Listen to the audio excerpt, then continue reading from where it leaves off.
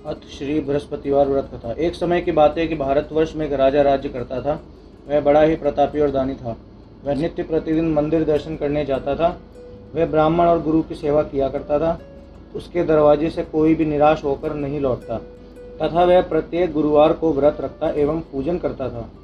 हर एक दिन गरीबों की सहायता करता था, परंतु यह सब बातें उसकी रानी को अच्छी नहीं लगती थी। वह न व्रत करती और न किसी को एक दमड़ी तक दान में देती थी तथा राजा से ऐसा करने को मना किया करती थी। एक समय की बात है कि राजा तो शिकार खेलने वन को गए थे। महल में रानी और दासी थी। उस समय गुरु बृहस्पति देव एक साधु का रूप धारण कर राजा के दरवाजे पर भिक्षा मांगने आए तथा भिक्षा मांगी तो रानी कहने लगी, हे साधु महाराज, मैं इस दान और पुण्य से तो तंग आ गई हूँ। मेरे से तो घर का कार्य समाप्त नहीं होता। इस कार्य के लिए तो मेरे पति देवी बहुत है। अब आप इस प्रकार कृपा करें कि वह सब धन नष्ट हो जावे तथा मैं आराम से रह सकूं। साधु बोले, हे देवी, तुम तो बड़ी विचित्र हो। संतान और धन से कोई दुखी नहीं होता है, इसको सभी चाहते हैं। पापी भी पुत्र धन की इच्छा करता है। यदि आपके पास धन अधिक है तो भूखे मनुष्यों को भोजन कराओ, प्याऊ लगवाओ, ब्राह्मण को दान दो, धर्मशाला बनवाओ, कुआं, तालाब, बावड़ी, बाग, बगीचे आदि के निर्माण कराओ। निर्धन मनुष्यों की सेवा करो तथा कुंवारी कन्याओं का विवाह कराओ और अनेक यज्ञादि धर्म कर्म करो। इस प्रकार के कर्मों से आपका कुल और आपका नाम परलोक में सार्थक हो एवं स्वर्ग की प्राप्ति होगी। परंतु वह रानी इन बातों से खुश नहीं हुई। वह बोली, हे साधु महाराज, मुझे ऐसे धन की भी आवश्यकता नहीं जिसको और मनुष्यों को दान दूं तथा जिसको रखने उठाने में मेरा सारा समय ही बर्बाद हो जावे। साधु ने कहा, हे देवी, तुम्हारी ऐसी इच्छा है तो ऐसा ही होगा। मैं तुम्हें बताता हूँ, वैसा ही करना। बृहस्पतिवार के दिन घर को गोबर से लीपना, अपने केशों को धोते समय स्नान करना, राजा से कहना वह हजामत करवाएं, भोजन में मांस, मदिरा खाना, कपड़े, धोबी के यहाँ धुलने डालना। इस प्रकार 7 बृहस्पतिवार करने से तुम्हारा सब धन नष्ट हो जाएगा। ऐसा कहकर वह साधु महाराज वहाँ से अंतर्ध्यान हो गए। रानी ने साधु के कहने के अनुसार वैसा ही किया। 3 बृहस्पतिवार ही बीते थे कि उनका समस्त धन नष्ट हो गया और भोजन के लिए भी दोनों समय तरसने लगे। संसारिक भोगों से दुखी रहने लगे। तब वह राजा रानी से कहने लगा कि रानी, तुम यहाँ पर रहो, मैं दूसरे देश को जाऊँ, क्योंकि वहाँ पर मुझे सभी मनुष्य जानते हैं, इसलिए कोई कार्य भी नहीं कर सकता। देश चोरी, परदेश भीख बराबर है। ऐसा कहकर राजा परदेश चला गया। वहाँ वह जंगल को जाता और लकड़ी काट कर लाता और शहर में बेचता। इस तरह जीवन व्यतीत करने लगा। इधर राजा के घर रानी और दासी दुखी रहने लगी। किसी दिन भोजन मिलता और किसी दिन जल पी कर ही रह जाती। एक समय रानी और दासी को 7 रोज बिना भोजन के व्यतीत हो गए। तो रानी ने अपनी दासी से कहा, हे दासी, यहाँ पास ही के नगर में मेरी बहन रहती है, वह बड़ी धनवान है। तू उसके पास जाओ और वहाँ से 5 सेर बेजहर मांग ला, जिससे कुछ समय के लिए गुजर हो जाएगा। इस प्रकार रानी की आज्ञा मानकर दासी उसकी बहन के पास गई। रानी की बहन उस समय पूजन कर रही थी, क्योंकि उस रोज बृहस्पतिवार था। जब दासी ने ये रानी की बहन को देखा और उससे बोली, हे बहन रानी, मुझे तुम्हारी बहन ने भेजा, मेरे लिए 5 सेर बेजहर दे दो। इस प्रकार दासी ने अनेक बार कहा, परंतु रानी ने कुछ उत्तर नहीं दिया, क्योंकि वह उस समय बृहस्पतिवार की व्रत कथा सुन रही थी। इस प्रकार जब बांदी को किसी प्रकार का उत्तर नहीं मिला तो वह दुखी हुई एवं क्रोध भी आया और लौटकर अपने गांव रानी के पास बोली, हे रानी, तुम्हारी बहन तो छोटे मनुष्य से बात भी नहीं करती। मैंने उससे कहा तो उसने कोई उत्तर नहीं दिया। मैं वापस चली आई। रानी बोली, हे दासी, इसमें उसको कोई दोष नहीं है। जब बुरे दिन आते तब कोई सहारा नहीं देता, अच्छे बुरे का पता विपत्ति में लगता है। जो ईश्वर की इच्छा होगी वही होगा। यह सब हमारे भाग्य का दोष है। इधर उस रानी ने देखा कि मेरी बहन की दासी आई थी, परंतु मैं उससे नहीं बोली। इससे बहुत दुखी हुई। यह सोच कथा को सुन और विष्णु भगवान का पूजन समाप्त कर वह रानी बहन के घर चल दी और जाकर अपनी बहन से कहने लगी कि हे बहन, मैं बृहस्पतिवार का व्रत कर रही थी, तुम्हारी दासी आई, परंतु जब तक कथा होती है तब तक ना उठते और ना बोलते, इसलिए मैं ना बोली। कहो दासी, क्यों गई थी? रानी बोली, बहन, हमारे अनाज नहीं था। वैसे तुमसे कोई बात छिपी नहीं है, इस कारण मैंने दासी को तुम्हारे पास 5 सेर बेजर लेने के लिए भेजा था। रानी बोली, बहन देखो, बृहस्पति भगवान मनोकामना पूर्ण करते हैं। देखो, शायद तुम्हारे घर में अनाज रखा हो। इस प्रकार के वचन जब रानी ने सुना तो घर के अंदर गई। वहाँ उसे घड़ा बेजर का भरा मिल गया। तब तो वह रानी और बांदी को बहुत ही खुशी हुई और दासी कहने लगी, हे रानी, देखो, वैसे हमको जब नहीं मिलता तो हम रोज व्रत करते हैं। अगर इनसे व्रत की विधि और कथा पूछ ली जावे तो उसे हम भी किया करें। तब उस रानी ने अपनी बहन से पूछा कि हे बहन, बृहस्पतिवार के व्रत की कथा कहते हैं तथा वह व्रत कैसे करना चाहिए। रानी की बहन ने कहा, गुरुवार के व्रत में चने की दाल, मुनक्कों से केले की जड़ में पूजन करें तथा दीपक जलावें, पीले भोजन करें। इस प्रकार करने से गुरु भगवान प्रसन्न होते हैं, अन्न पुत्र धन देते हैं, मनोकामना पूर्ण करते हैं। इस प्रकार रानी और दासी दोनों ने निश्चय किया कि बृहस्पति भगवान का पूजन जरूर करेंगे। 7 रोज बाद जब बृहस्पतिवार आया तो उन्होंने व्रत घुड़साल में जाकर चना व गुड़ बीन लाई, उसकी दाल से केले की जड़ को तथा विष्णु भगवान का पूजन किया। अब भोजन पीला कहाँ से आवे, बेचारी बड़ी दुखी हुई, परंतु उन्होंने व्रत किया था, इस कारण गुरु भगवान प्रसन्न थे। 2 थालों में सुंदर पीले भोजन लेकर आए और दासी भोजन पाकर बड़ी प्रसन्न हुई और रानी से बोली, चलो रानी जी भोजन कर लो। रानी को इस विषय में कुछ भी नहीं पता था, इसलिए वो दासी से बोली, तू ही भोजन कर, क्योंकि तू ही हमारी व्यर्थ में हंसी उड़ाती है। दासी बोली, एक महात्मा भोजन दे गया है। रानी कहने लगे, हाँ वह भोजन तेरे लिए तो दे गया है, तू ही भोजन कर। दासी ने कहा, वह महात्मा हम दोनों के लिए भोजन 2 थालों में दे गया है, इसलिए हम और तुम दोनों ही साथ साथ भोजन करेंगी। इस प्रकार रानी और बांदी दोनों ने गुरु भगवान को नमस्कार कर भोजन प्रारंभ किया तथा वे प्रत्येक बृहस्पतिवार को भगवान का व्रत और विष्णु पूजन करने लगे। बृहस्पति भगवान की कृपा से फिर रानी और दासी के पास धन हो गया। रानी फिर उस प्रकार आलस करने लगी। तब दासी बोली, देखो रानी, तुम पहले इस प्रकार आलस करती, तुम्हें धन के रखने में कष्ट होता था, इस कारण सभी धन नष्ट हो गया। अब गुरु भगवान की कृपा से धन मिला है तो तुम्हें आलस होता है। बड़ी मुसीबतों के बाद हमने धन पाया है, इसलिए हमें दान पुण्य करना चाहिए तथा भूखे मनुष्यों को भोजन कराओ, प्याऊ लगवाओ, ब्राह्मण को दान दो, कुआं, तालाब, बावड़ी आदि का निर्माण करो, मंदिर पाठशाला बनवाकर दान दो, कुंवारी कन्याओं का विवाह करवाओ, पितर प्रसन्न होंगे। तब रानी ने इसी प्रकार कर्म करने प्रारंभ किए तो काफ़ी यश फैलने लगा। एक दिन रानी और दासी विचार करने लगी, न जाने राजा किस प्रकार से होंगे, उनकी कोई खबर नहीं है। तो गुरु भगवान से उन्होंने प्रार्थना की और भगवान ने रात्रि में राजा को स्वप्न में कहा, हे राजा उठ, तेरी रानी तुझको याद करती है, अपने देश को जा। राजा प्रातःकाल उठा और विचार करने लगा कि स्त्री जाति खाने और पहनने की होती है, पर भगवान की आज्ञा मानकर वह अपने नगर के लिए चलने को तैयार हुआ। इससे पूर्व राजा प्रदेश में प्रतिदिन जंगल में से लकड़ी बीन कर लाता था, उन्हें शहर बेचकर अपने दुखी जीवन को बड़ी कठिनता से व्यतीत करता था। एक दिन राजा दुखी हो अपनी पुरानी बातों को याद करने लगा। तब उस जंगल में से देव एक साधु का रूप धारण कराए और राजा के पास आकर बोले, हे लकड़हारे, तुम इस सुनसान जंगल में किस चिंता में बैठे हो, मुझको बतलाओ। यह सुन राजा के नेत्रों में जल भर आया और साधु को वंदना कर बोले, हे प्रभु, आप सब कुछ जानते हो। इतना कह साधु को अपनी संपूर्ण कहानी सुनाई। महात्मा दयालु होते हैं। उससे बोले, हे राजा, तुम्हारी स्त्री ने बृहस्पति देव का अपराध किया था, जिस कारण तुम्हारी ये दशा हुई। अब तुम किसी प्रकार की चिंता मत करो, भगवान तुम्हें पहले से अधिक धन देगा। देखो, तुम्हारी स्त्री ने भी गुरुवार का व्रत प्रारंभ कर दिया है और तुम मेरा कहा मानकर बृहस्पतिवार को व्रत करके चने की दाल, गुड़ जल के लोटे में डालकर केले का पूजन करो। फिर कथा कहो और सुनो, भगवान तेरी सब मनोकामनाओं को पूर्ण करेगा। साधु को प्रसन्न देखकर बोला, हे प्रभु, मुझे लकड़ी बेचकर इतना पैसा नहीं मिलता जिससे भोजन करने के उपरांत कुछ बचा सकूं। मैंने रात्रि में अपनी रानी को व्याकुल देखा है, मेरे पास कुछ भी नहीं है जिससे उसकी खबर तो मंगा सकूं। फिर मैं कौन सी कहानी कहूँ, यह मुझको कुछ भी नहीं मालूम। साधु बोले, हे राजा, तुम किसी बात की चिंता मत करो। बृहस्पतिवार के दिन तुम रोजाना की तरह लकड़ियाँ लेकर शहर को जाओ, तुम्हें रोज से दुगना धन प्राप्त होगा, जिससे तुम भली भांति भोजन कर लोगे तथा बृहस्पति देव की पूजा का सामान भी आ जाएगा। और बृहस्पतिवार की कहानी निम्न प्रकार से है। बृहस्पति देव की दूसरी कहानी। प्राचीन काल में एक ब्राह्मण था, वह बहुत निर्धन था, उसके कोई भी संतान नहीं थी। उसकी स्त्री बहुत मलिनता के साथ रहती थी, वह स्नान ना करती, किसी देवता का पूजन ना करती, प्रातःकाल उठते सर्वप्रथम भोजन करती, बाद में कोई अन्य कार्य करती थी। इससे ब्राह्मण देवता बड़े दुखी थे, बेचारे बहुत कुछ कहते थे, परंतु उसका कोई परिणाम न निकला। भगवान की कृपा से ब्राह्मण की स्त्री की कन्या धीरे धीरे बड़ी होने लगी। वह बालिका प्रातः स्नान करके विष्णु भगवान का जाप करने लगी, बृहस्पतिवार को व्रत करने लगी। अपने पाठ को समाप्त करके स्कूल जाती तो अपनी मुट्ठी में जौ ले जाती और पाठशाला के मार्ग में डालती जाती। तब ये जौ स्वर्ण के हो जाते। लौटते समय उनको बीन कर घर ले आती थी। एक दिन वह बालिका सूप में उन सोने के जौ को फटक कर साफ कर रही थी तो उसके पिता ने देख लिया और कहा, हे बेटी, सोने के जौ को फटकने के लिए सोने का सूप होना चाहिए। दूसरे दिन गुरुवार था।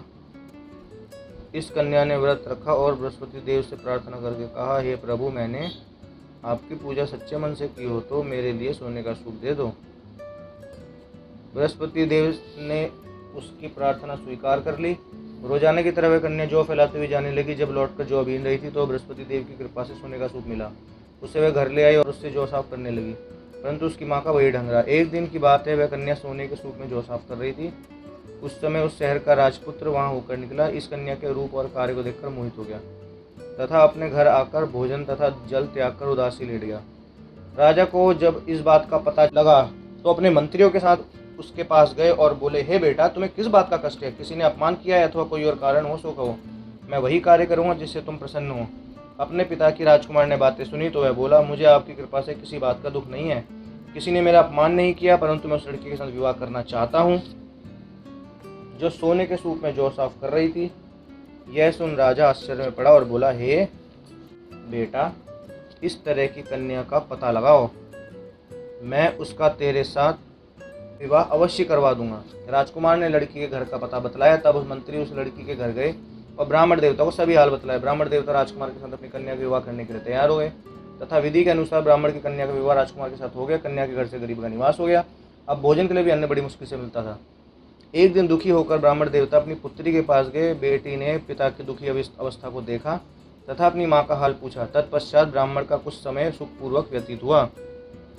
कुछ दिन बाद फिर वही हाल हो गया। ब्राह्मण फिर अपनी कन्या के यहाँ गया और सभी हाल कहा तो लड़की बोली, हे पिताजी, आप माताजी को यहाँ लिवा लाओ, मैं उसे विधि बता दूंगी जिससे गरीबी दूर हो जाए। वह ब्राह्मण देवता अपनी स्त्री को लेकर पहुंचे तो पुत्री अपनी माँ को समझाने लगी, हे माँ, तुम प्रातःकाल उठकर प्रथम स्नान करके विष्णु भगवान का पूजन करो तो सब दरिद्रता दूर हो जाएगी। परंतु उसकी माँ ने एक भी बात नहीं मानी और प्रातःकाल उठकर अपनी पुत्री व बच्चों की जूठन को खा लिया। एक दिन उसकी पुत्री को बहुत गुस्सा आया और एक रात कोठरी से सभी सामान निकाल दिया और अपनी माँ को उस कोठरी में बंद कर दिया। प्रातःकाल उसमें से निकाल तथा स्नान करा के पाठ करवाया तो उसकी माँ की बुद्धि ठीक हो गई और फिर प्रत्येक बृहस्पतिवार को व्रत रखने लगी। इस व्रत के प्रभाव से उसकी माँ भी बहुत धनवान हो गई और बृहस्पति जी के प्रभाव से स्वर्ग को प्राप्त हुई तथा वह ब्राह्मण भी सुखपूर्वक इस लोक के सुख भोगकर स्वर्ग को प्राप्त हुए। इस तरह कहानी कहकर साधु देवता वहाँ से लोप हो गए। धीरे धीरे समय व्यतीत होने पर फिर वही बृहस्पतिवार का दिन आया। राजा जंगल से लकड़ी काटकर किसी शहर में बेचने गया। उसे उस दिन से अधिक पैसा मिला। राजा ने चना गुड़ आदि लाकर गुरुवार का व्रत किया। उस दिन से उसके सभी क्लेश दूर हो गए। परंतु जब दोबारा गुरुवार का दिन आया तब बृहस्पतिवार का व्रत करना भूल गया। इस कारण बृहस्पति भगवान नाराज हो गए। उस दिन उस नगर के राजा ने विशाल यज्ञ का आयोजन किया तथा शहर में घोषणा करा दी, कोई भी मनुष्य अपने घर भोजन ना बनावे, समस्त जनता मेरे यहाँ भोजन करने आवे। इस आज्ञा को जो ना मानेगा उसके लिए फांसी की सजा दी जाएगी। इस तरह की घोषणा संपूर्ण नगर में करवा दी गई। राजा की आज्ञा अनुसार शहर में सभी लोग भोजन करने गए, लेकिन लकड़हारा नहीं पहुंचा।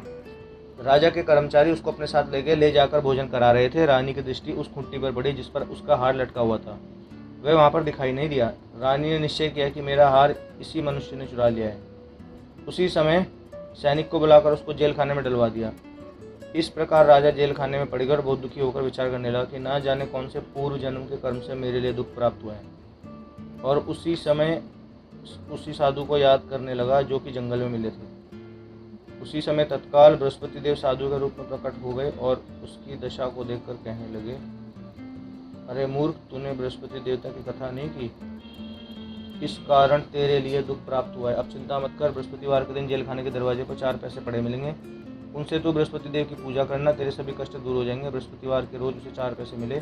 राजा ने कथा कही। उसी रात्रि को बृहस्पति देव ने उस राजा को स्वप्न में कहा, हे राजा, तुमने जिस आदमी को जेल खाने में बंद कर दिया है वह निर्दोष है, वह राजा है, उसे छोड़ देना। रानी का हार उसी खूंटी पर लटका हुआ है, तू ऐसा नहीं करेगा तो मैं तेरे राज्य को नष्ट कर दूंगा। इस तरह के रात्रि स्वप्न को देखकर प्रातःकाल उठा और खूंटी पर हार देखकर लकड़हारे को बुलाकर क्षमा मांगी तथा राजा को सुंदर वस्त्र आभूषण देकर विदा किया तथा गुरुदेव की आज्ञा अनुसार राजा अपने नगर को चल दिया। राजा जब नगर के निकट पहुंचा तो उसे बड़ा ही आश्चर्य हुआ। नगर में पहले से अधिक बाग, तालाब और कुएं तथा बहुत सी धर्मशालाएं और मंदिर पुता था। राजा ने पूछा कि यह किसका बाग और धर्मशाला है। तब नगर के सब लोग कहने लगे कि यह सब रानी और बांदी के है। तो राजा को आश्चर्य और गुस्सा भी आया। जब रानी ने खबर सुनी कि राजा आ रहे हैं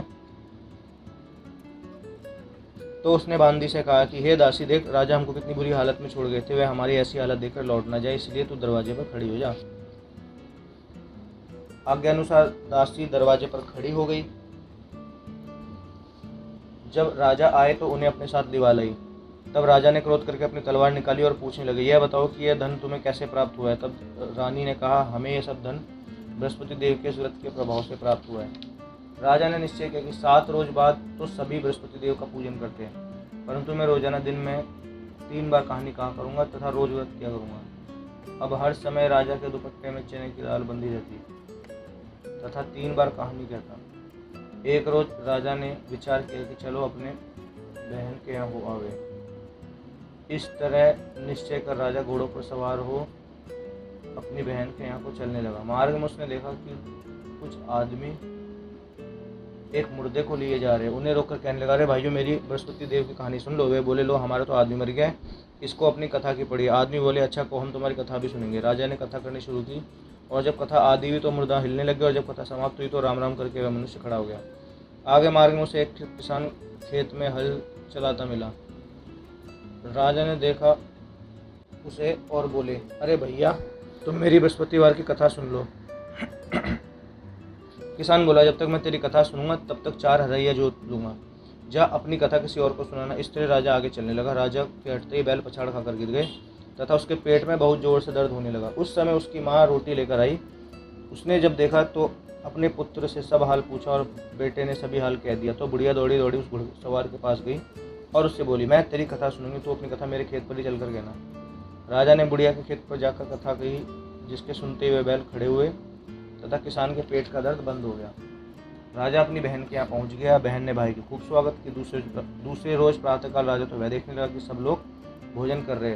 राजा ने अपनी बहन के यहाँ कहा कि ऐसा कोई मनुष्य है जिसने भोजन ना किया हो, मेरी बृहस्पतिवार की कथा कोई सुने। तो बहन बोली, हे भैया, यह देश ऐसा ही है, पहले यहाँ लोग भोजन करते, बाद में अन्य काम करते। अगर कोई पड़ोस में हो तो देखा हूँ।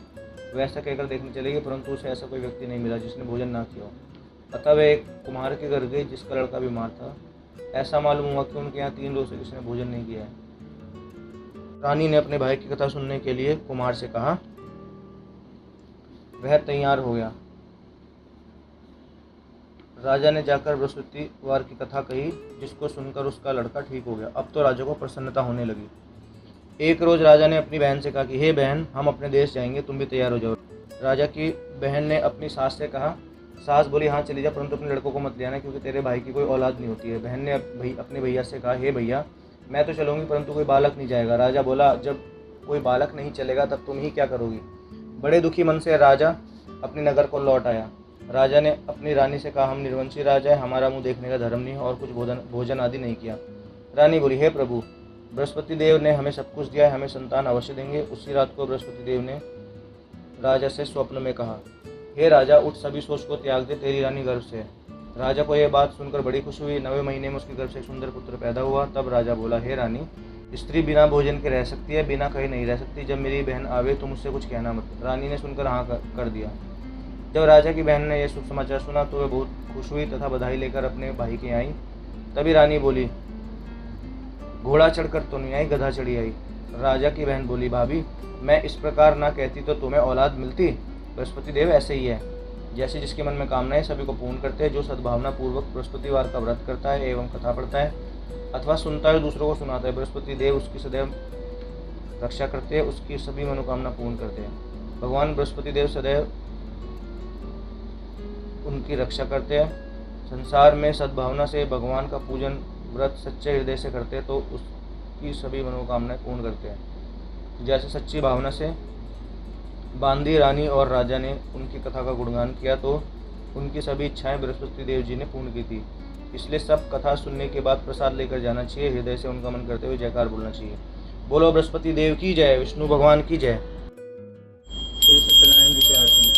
जय लक्ष्मी रमणा, श्री जय लक्ष्मी रमणा, सत्यनारायण स्वामी जन पातक हरणा। जय लक्ष्मी रमणा, रत्न जड़ित सिंहासन, अद्भुत छवि राजे। नारद कहत निरंजन घंट घंटा ध्वनि बाजे, जय लक्ष्मी रमणा। प्रगट भय कलि कारण, द्विज को दर्श दियो। बूढ़ा ब्राह्मण बनकर कंचन महल कियो, जय लक्ष्मी रमणा। दुर्बल भील कराल, इन पर कृपा करी। स्वामी इन पर कृपा करी। चंद्रचूड़ एक राजा, तिनकी विपत्ति हरी, जय लक्ष्मी रमणा। वैश्य मनोरथ पायो, श्रद्धा तज दीन्ही। स्वामी श्रद्धा तज दीन्ही। सो फल भोग्यो प्रभु जी, फिर स्तुति कीनी, जय लक्ष्मी रमणा। भाव भक्ति के कारण, छिन छिन रूप धरियो। स्वामी छिन छिन रूप धरियो। श्रद्धा धरण कीनी, जिनको काज सरियो, जय लक्ष्मी रमणा। ग्वाल बाल संग राजा, बन में भक्ति करी। स्वामी बन में भक्ति करी। मन वांछित फल दीना, दीन दयाल हरि, जय लक्ष्मी रमणा। चढ़द प्रसाद सवायो, कदली फल मेवा। स्वामी कदली फल मेवा। धूप दीप तुलसी से, राजी सत्य देवा, जय लक्ष्मी रमणा। श्री सत्यनारायण जी की आरती, जो कोई नर गावे। स्वामी जो कोई नर गावे, कहत शिवानंद स्वामी, मनवांछित फल पावे, जय लक्ष्मी रमणा। बोलो सत्यनारायण जी की जय। आरती बृहस्पति देवता जी की। ओम जय बृहस्पति देवा, जय बृहस्पति देवा। छिन छिन भोग लगाऊं फल मेवा। ओम जय बृहस्पति देवा। तुम पूर्ण परमात्मा, तुम अंतर्यामी। स्वामी तुम अंतर्यामी। जगत पिता जगदीश्वर, तुम जगत पिता जगदीश्वर, तुम सबके स्वामी। ओम जय बृहस्पति देवा। चरणामृत निज निर्मल, सब पातक हरता। स्वामी सब पातक हरता। सकल मनोरथ दायक, सकल मनोरथ दायक, कृपा करो भरता। ओम जय बृहस्पति देवा। तन मन धन अर्पण कर, जो जन शरण पड़े। स्वामी जो जन शरण पड़े।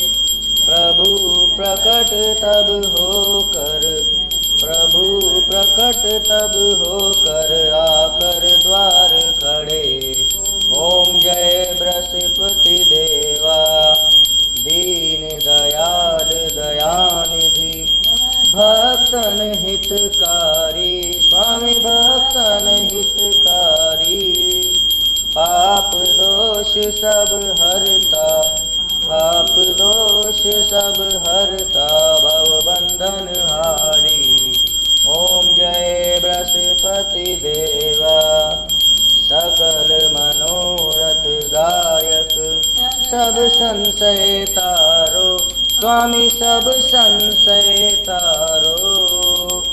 विषय विकार मिटाओ, विषय विकार मिटाओ, संतन सुखकारी। ओम जय बृहस्पति देवा।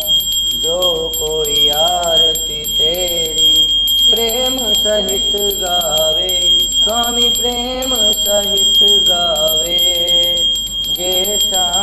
कहे सो निश्चय फल पावे। ओम जय बृहस्पति देवा। बोलो बृहस्पति देव की जय, विष्णु भगवान की जय। आरती श्री लक्ष्मी जी की। जय लक्ष्मी माता मैया, जय लक्ष्मी माता, तुमको निस दिन सेवत, तुमको निस दिन सेवत हर विष्णु विधाता। जय लक्ष्मी माता ब्रह्माणी कमला, तू ही है जग माता मैया, तू ही है जग माता। सूर्य चंद्रमा ध्यावत, सूर्य चंद्रमा ध्यावत नारद ऋषि गाता।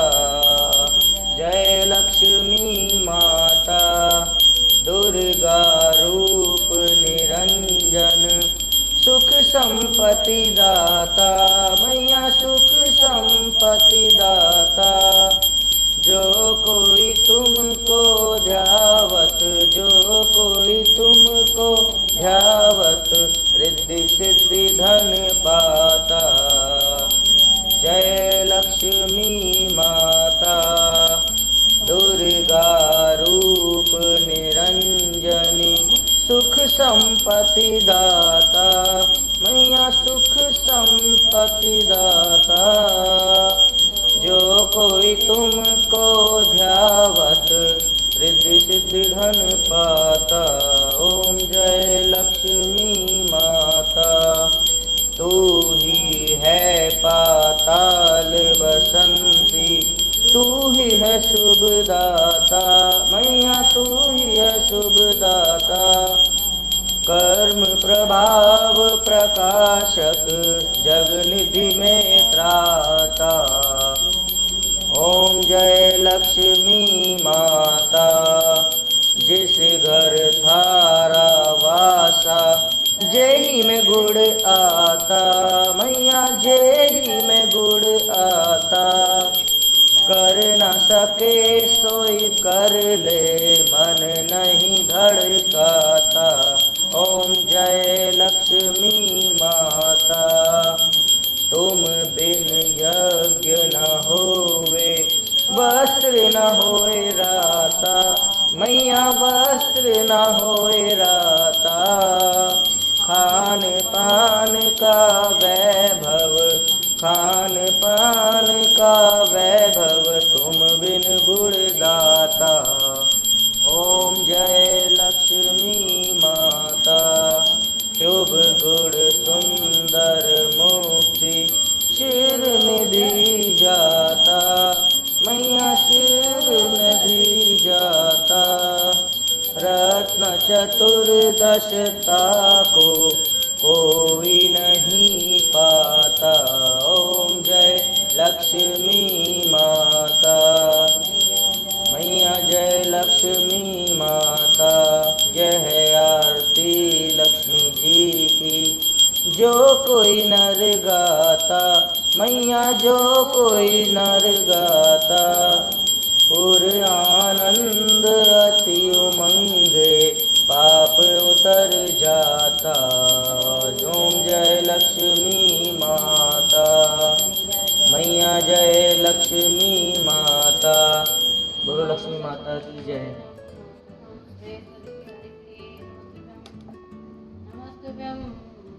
दयानिधि